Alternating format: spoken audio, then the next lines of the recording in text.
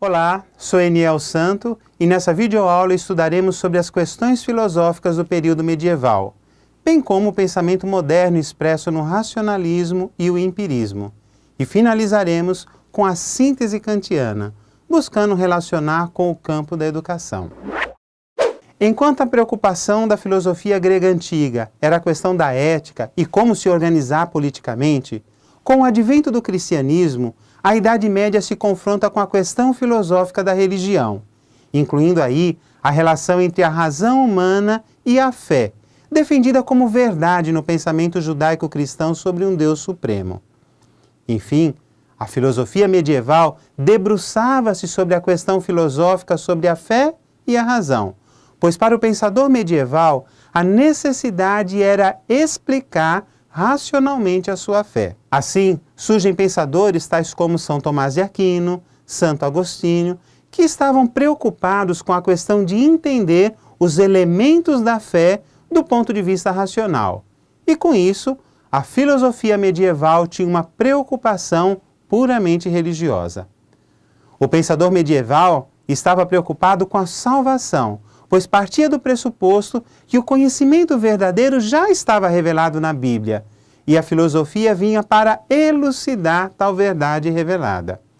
Observem que para os pensadores medievais cristãos, a verdade não era algo, mas alguém, ou seja, a verdade era Deus. Eles defendiam que a fé e razão, originadas de um Deus único, não deveriam estar em desacordo. E se isso ocorresse, era porque não se raciocinou corretamente ou se interpretou mal a fé. Assim, a relação entre filosofia e religião no período medieval resultou em que temas antigos fossem revistos sob uma nova perspectiva, a perspectiva religiosa.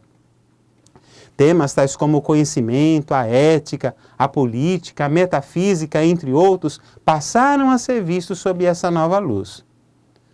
Hoje em dia, talvez as questões filosóficas realizadas na Idade Média pareceriam ser sentidos, pois do que adiantaria, por exemplo, discutir por horas a fio a natureza do Cristo, da imortalidade da alma ou mesmo dos anjos?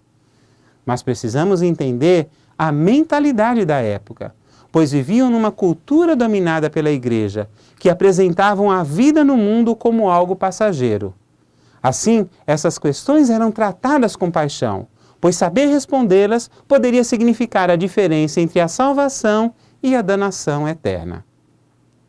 O entendimento filosófico da verdade na Idade Média, ou seja, verdade por uma autoridade imposta, infelizmente ainda é presente em alguns contextos educativos. Por exemplo, em algumas salas de aula em pleno século XXI, os estudantes ainda são colocados como seres passivos no processo educativo, não lhes cabendo nem mesmo questionar o professor. Alguns professores se negam até mesmo a dar esclarecimentos sobre questões polêmicas inseridas em instrumentos avaliativos, pois se colocam como inquestionáveis ou donos do saber. De fato, alguns educadores ainda carregam alguns ranços da filosofia medieval. Para ajudar a compreender melhor o contexto cultural da Idade Média, recomendo que assista ao filme O Nome da Rosa, baseado no livro de Umberto Eco. O filme narra a história de um mistério ambientado na Idade Média, em que podemos observar os valores da época, em especial a importância que se dava à leitura de Aristóteles e a ameaça que ele representava à fé cristã. Com o Renascimento e começo da Idade Moderna, a Igreja e o cristianismo deixou de ter um papel acentuado na cultura ocidental, e muitos filósofos voltaram a valorizar a razão como uma via segura de acesso à verdade. No período do Renascimento, o homem buscava se entender, compreender o seu espaço nesse mundo. Por isso que os historiadores caracterizam essa época como um período de antropocentrismo, o homem como centro. E com isso, as preocupações religiosas passaram a ter um certo enfraquecimento.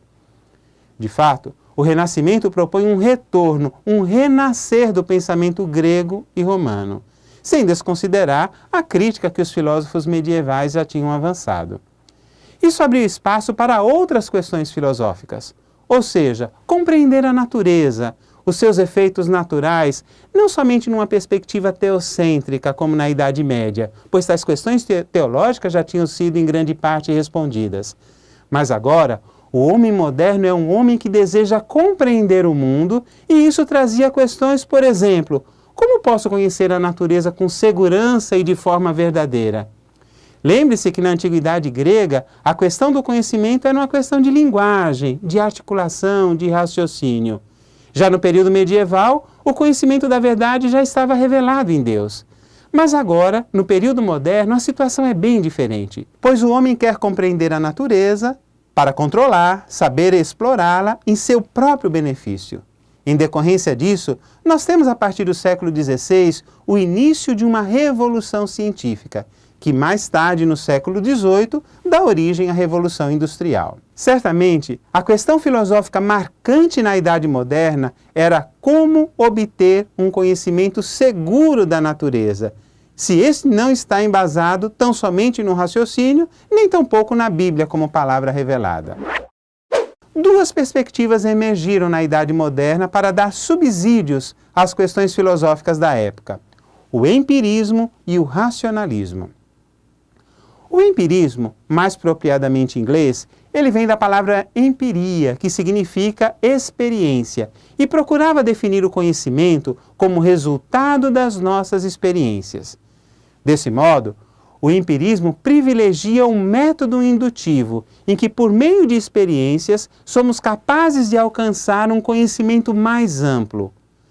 Alguns empiristas ingleses, tais como Francis Bacon, enfatizavam a importância de coletarmos informações pela experiência para só então submetê-las à razão. E John Locke, no século XVII, dizia que não há nada no intelecto que não tenha passado antes pelos sentidos. Tudo vem dos sentidos. Portanto, para os filósofos empiristas, dependia de como organizamos a experiência para termos um conhecimento dito seguro, verdadeiro. Por outro lado, o racionalismo, predominantemente francês, entendia que o conhecimento origina-se de uma base racional, ou seja, da razão, que deduz para depois testar numa realidade prática, dando origem ao método dedutivo. Um dos mais influentes filósofos racionalistas foi René Descartes, que viveu no século XVII, e defendia que a essência do ser humano é o pensamento, privilegiando as ideias em detrimento dos aspectos materiais. O modelo matemático dos sonhos de Descartes abarcava todos os saberes em uma só unidade, tanto que ele criou a metáfora de uma árvore do conhecimento, em que o tronco era a física, sustentando todas as ciências em seu raciocínio analítico. Como vimos, o racionalismo baseava-se na razão, que buscava deduzir o objeto de estudo, tornando a razão a fonte do conhecimento. O principal impacto na educação é a ênfase naquilo que podemos chamar de matematização, valorizando assim as disciplinas da área de exatas em detrimento das demais, como resultante de uma cultura racionalista da modernidade. Outro ponto que influenciou a educação é o entendimento do empirismo, que o estudante é uma mera tábua rasa, que nada sabe, que tudo precisa aprender, desconsiderando assim os seus conhecimentos prévios. De fato, uma das grandes questões da época era como que o conhecimento científico poderia ser universal, como diziam os racionalistas, e ao mesmo tempo proveniente da experiência, como diziam os empiristas, se empirismo e racionalismo eram posições filosóficas irreconciliáveis. Essa é a questão que perturbava o pensamento moderno. Uma das soluções encontradas na filosofia moderna para os impasses entre racionalismo e empirismo foi a crítica do filósofo alemão do século XVIII chamado Immanuel Kant. Para ele, o conhecimento envolvia sempre dois elementos: o sujeito, aquele que conhece, e o objeto, aquilo que é conhecido. Portanto, o conhecimento é resultado não somente do sujeito, nem tampouco somente do objeto ou da experiência, mas da ação combinada de ambos. Ou seja, o conhecimento se define em parte daquilo que se adquire pela experiência, mas também precisa da razão para organizar os dados da experiência e dar origem a uma teoria. A teoria não é a realidade, mas é uma síntese da realidade criada pelo sujeito. Portanto, para Kant, o conhecimento é visto como uma construção resultante da relação entre a experiência e a razão. Isso significa entender que o conhecimento é construído, não adquirido como pensavam os empiristas, e nem possuído como algo que bastasse ser deduzido, como diziam os racionalistas. Com isso, Kant explicava filosoficamente aquilo que os cientistas já faziam na prática. Ao propor o conhecimento como processo de construção, Kant influencia o campo da educação, fornecendo suporte teórico para autores tais como Jean Piaget, considerado o pai do construtivismo. Assim, nessa abordagem filosófica do campo educativo, o conhecimento não deve ser visto como algo a ser transmitido, passado, como se o estudante tenha que tão somente acreditar cegamente, como se fosse uma tábua rasa. Ao contrário, é preciso que o estudante, como protagonista de sua aprendizagem, tenha relação empírica com o seu objeto de estudo para lhe fazer sentido. Não é tão somente o conhecimento pronto e acabado, antes é preciso fazer que ele se relacione com aquilo que o estudante vive, com a sua experiência vivida.